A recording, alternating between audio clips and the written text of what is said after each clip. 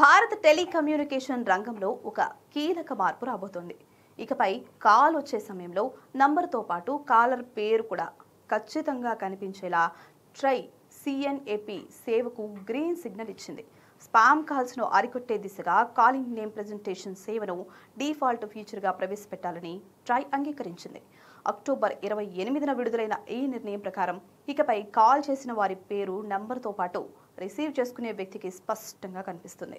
ఈ సేవ అమలుకు సంబంధించిన చర్చలు చాలా కాలంగా కొనసాగుతూనే ఉన్నాయి. 1997 ట్రై చట్టంలోని సెక్షన్ 11(1)(a) ప్రకారం సిఎన్ఏపి సేవ సాధ్య అసాధ్యాలపై సిఫార్సులు ఇవ్వాలని టెలికమ్యూనికేషన్స్ విభాగం డిఓటి 2022 మార్చిలో ట్రాయ్ను సంప్రదించింది. ఆ తర్వాత 2024 ఫిబ్రవరిలో ట్రాయ్ తన తొలి సిఫార్సులను సమర్పించగా 2025 సెప్టెంబర్లో డిఓటి పునఃపరిశీలన కోరింది. ఈ నేపథ్యంలో ట్రాయ్ తాజాగా ఇచ్చిన సమాధానంలో ప్రభుత్వ సూచనలను పరిగణలోకి తీసుకుని కొన్ని కీలక మార్పులతో తన మునుపటి సిఫార్సులను పునరుద్ధరించింది. సిఎన్ఏపి సేవ ప్రధానంగా మోసపూరిత స్పామ్ కాల్స్ను అరికట్టడమే లక్ష్యంగా దశల వారీగా ప్రవేశపెట్టబడుతుంది. ఇది అన్ని వినియోగదారులకు డిఫాల్ట్గా యాక్టివ్గా ఉంటుంది, కానీ అవసరమైతే ఆప్షనల్గా డిసేబుల్ చేసుకునే అవకాశం కూడా ఉంటుంది. వినియోగదారుల పేర్లు కేవైసీ ధృవీకరించిన వివరాల ఆధారంగా చూపిస్తాయి. లైసెన్సింగ్ నియమాల్లో కాలింగ్ లైన్ ఐడెంటిఫికేషన్ నిర్వచనాన్ని విస్తరించి కాలింగ్ నేమ్ని కూడా చేర్చనున్నారు. గోప్యత రక్షణలో భాగంగా సిఎల్ఐఆర్ ఎంచుకున్న వినియోగదారుల పేర్లు మాత్రం ప్రదర్శించబడవు.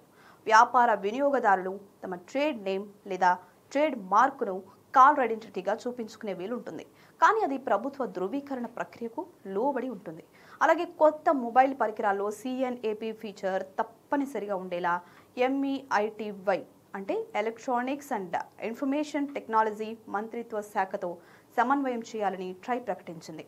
ఈ సేవను అంతర్జాతీయ ప్రమాణాల ప్రకారం ఐటియు, ఈటీఎస్ఐ మార్గదర్శకాలకు అనుగుణంగా సప్లిమెంటరీ సేవగా వర్గీకరించారు. ట్రాయ్ తాజా నిర్ణయం మేరకు డిఓటి టెలికాం ఆపరేటర్లకు ఒక వారంలో కనీసం ఒక సర్కిల్లో సిఎన్ఏపి సేవ ప్రారంభించాలని ఆదేశాలు జారీ చేసింది. ఆ తర్వాత 60 రోజుల పైలట్ దశ పూర్తి చేసిన అనంతరం దేశవ్యాప్త రోల్అవుట్ జరగనుంది. ఈ కొత్త మార్పు ద్వారా కాల్ ట్రాన్స్పరెన్సీ పెరగడం, స్పామ్ లేదా మోసపూరిత కాల్స్ను సమర్థవంతంగా అరికట్టడం లక్ష్యంగా పెట్టుకున్నారు.